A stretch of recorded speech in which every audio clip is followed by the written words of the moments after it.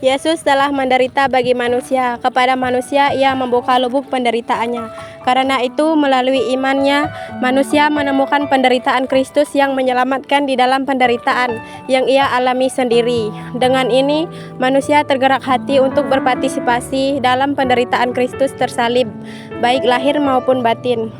Kegelapan menyelimuti kota Yerusalem. Lalu pergilah Yesus berjalan menyusuri lembah Cedron menuju ke taman Getsemani. Yesus masuk ke taman itu dengan membawa Petrus dan kedua anak Zebedeus, Yesus dan Yakobus, Yohanes dan Yakobus.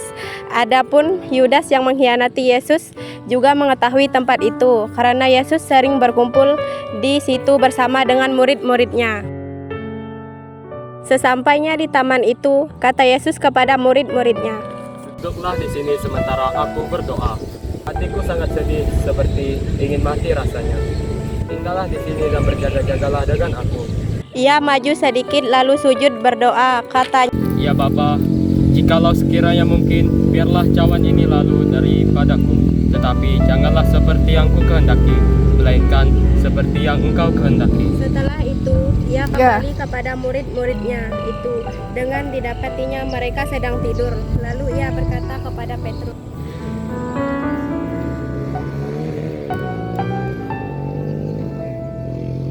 "Berjaga-jagalah dan berdoalah supaya kamu tidak jatuh dalam pencobaan. Roh memang penurut, tapi daging ini memang lemah." ia pergi untuk kedua kalinya dan berdoa, katanya, "Ya Bapakku, jikalau cawan ini tidak mungkin lalu, kecuali apabila aku meminumnya, jadilah kehendak-Mu."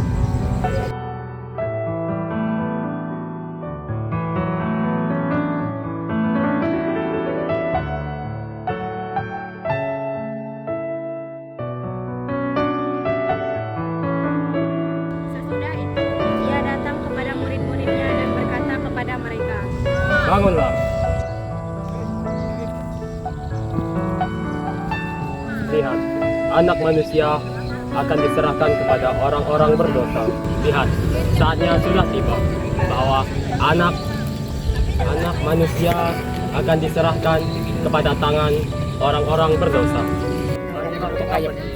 Orang yang menyerahkan aku sudah dekat."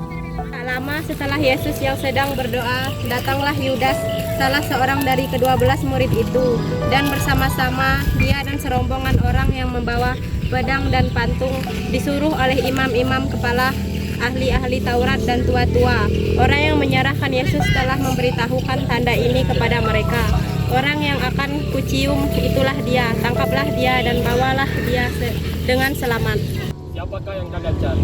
Yesus dari Nazaret. Akulah dia. Hai Yudas, apakah kau menyerahkan Anak Manusia dengan sebuah ciuman? Salam nyerah. Hal itu terjadilah perang antara murid-murid Yesus dan para penjaga bait Allah. Petrus akhirnya pun mengeluarkan sebuah pedang dan menghundus pedangnya serta memotong. Tidak dibilang belum. Petrus, sarungkanlah pedangmu. Seketika itu pula Petrus berhenti melawan dan meletakkan pedangnya. Setelah berkata demikian, mendekatlah Yesus ke arah Malkus dan menyembuhkan telinga Malkus dengan memegang bagian telinganya. Melihat kejadian itu, Malkus hanya bisa terdiam. Tanpa ada sedikit rasa ampun, para algojo tetap menangkap Yesus dan mengiringnya ke hadapan imam besar. Yesus dibekap dan diseret menuju tempat Pilatus. Para imam-imam kepala bersama tua-tua dan ahli-ahli Taurat dan seluruh mahkamah agama sudah bulat memumukatnya. Mereka tetap membelenggu Yesus lalu membawanya dan menyerahkannya kepada Pilatus. Selama perjalanan menuju istana Pilatus, ternyata beberapa murid Yesus ada yang turut serta mengikutinya. Salah satunya adalah Petrus.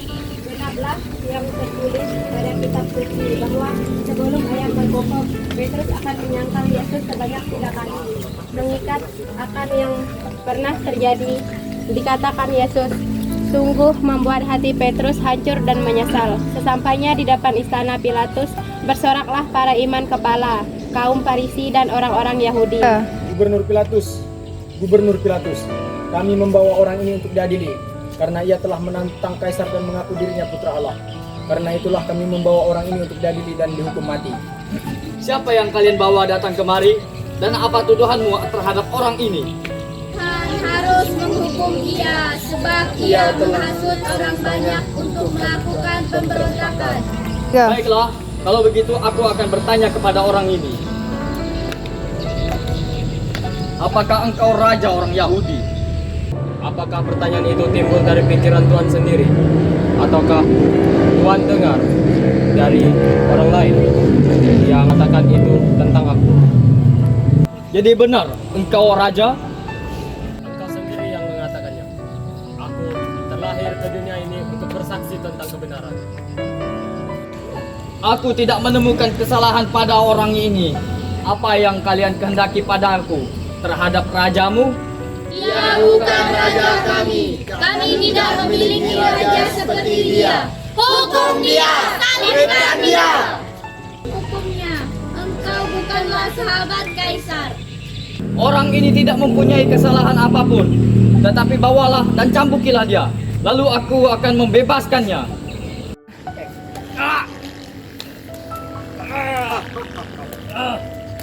Ayo beri dia jubah dan mahkota kepalanya.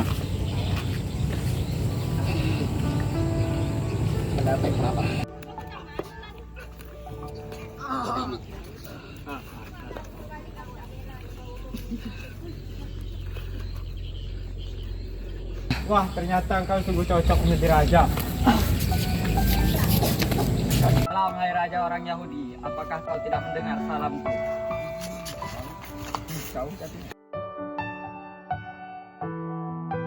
Tidak ada alasan bagi Pilatus untuk menghukum Yesus. Akan tetapi, karena desakan dari rakyat dan imam kepala, akhirnya hal itu pun ia lakukan. Aku membawa dia keluar kepadamu, supaya kalian tahu bahwa aku tidak menemukan kesalahan apapun untuk menghukum orang ini. Lihat orang ini, ambil sendiri, salibkan dia, sebab aku tidak menemukan alasan apapun untuk menghukum mati orang ini. Sementara itu, Petrus duduk di luar halaman. Maka datanglah seorang hamba perempuan kepadanya. Katanya, "Engkau juga selalu bersama-sama dengan Yesus orang Galilea itu." Tetapi ia menyangkal di depan semua orang, katanya, Aku tidak tahu apa yang engkau maksud.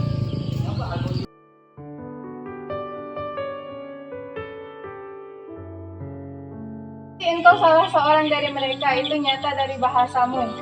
Maka mulai Petrus mengutuk dan bersumpah. Sekali lagi Petrus menjawab, Tidak, aku tidak mengenalimu.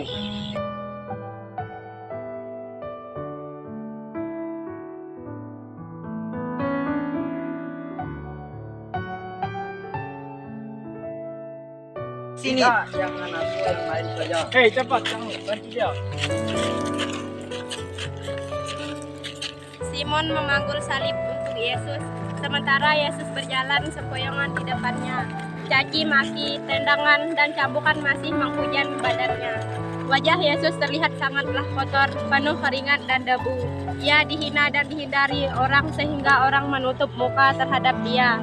Dari banyaknya kerumunan orang di sana, terlihat salah seorang wanita keluar dari kerumunan. Wanita itu ialah Veronika.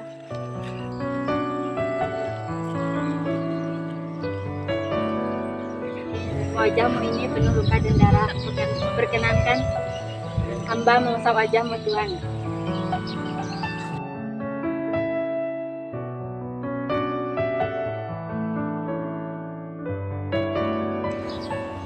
Semoga dengan perbuatan kecilku ini bisa sedikit meringankan penderitaanmu.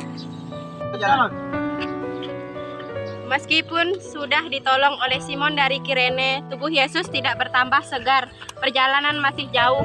Untuk kedua kalinya Yesus jatuh. Meskipun begitu, ia bangun lagi merasakan perjalanannya. Tanpa mengeluh, setelah melanjutkan perjalanannya, Yesus pun melewati beberapa kerumunan wanita yang mulai melihat dirinya disiksa.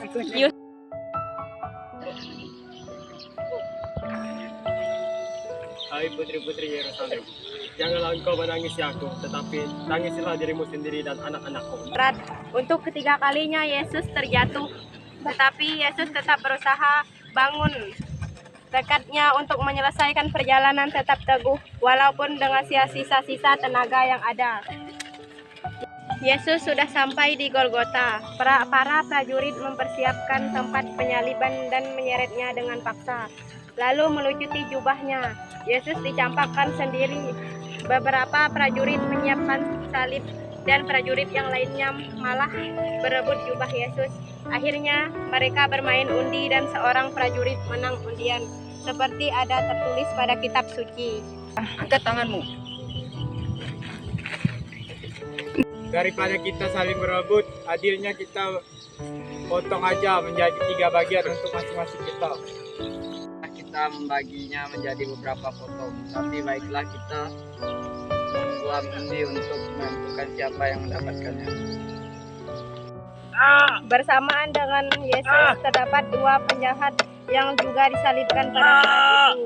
Yesus melihat apa yang dilakukan mereka, maka Yesus berdoa kepada